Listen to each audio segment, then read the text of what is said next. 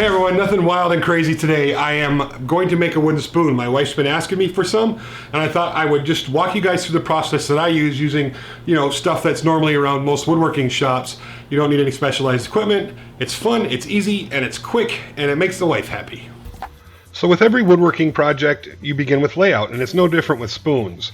Now, when you are laying out for a spoon, I typically make the layout a little bit larger than I want the final dimension of the spoon, because it doesn't matter what I do, it always seems to end up a little bit smaller than I initially anticipated. So after I got done with the layout, I cut away the waste from the scrap block that I found, and I cut out enough to make a couple more spoons, and then shaped it over on the bandsaw.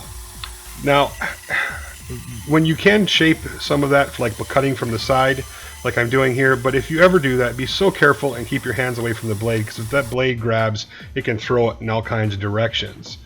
Now I'm going to put a 1-inch bowl bit or round over fluted bit, whatever you want to call it, into the drill press, and I've got this little rest I use, and this doesn't give you a good finish, but what you can do is hog out a lot of material for the scoop in the spoon, and this works pretty well.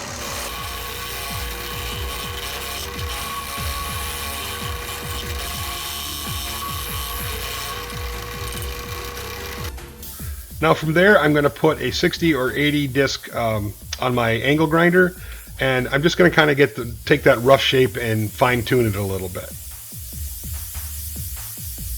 Now from the angle grinder, I'm going to go over to the drill press, and I just use my homemade spindle sanders in the drill press, and I get it really close now to the final shape that I want. And then for the spoon, I find that an 80 grit flap wheel on a Dremel tool does a really nice job of getting the inside of the spoon close enough to where it's easy to hand sand afterwards. So once I have that done, I'll hand sand the inside of the spoon, and I'll go from like 100 grit to 150 and then 220 in the final. And I usually do the 220 at the very last, so I do the whole spoon. Now from that point, I use my belt saver. That's a little piece of rubber, and I put it in my vise, and then I can kind of rest the spoon against it, and I'm going to use just a regular palm sander, and the regular palm sander has a nice soft pad, so it kind of helps get that shape, if that makes any sense at all. And then once that's done, I'll grab some 220 and go over the whole thing and kind of just detail it out.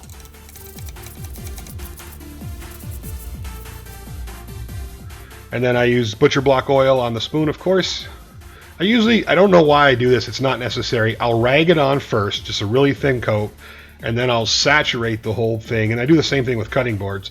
Then I'll saturate it all with another coat, which doesn't make any sense, but it's a habit I've gotten into, and it's just the way I do it.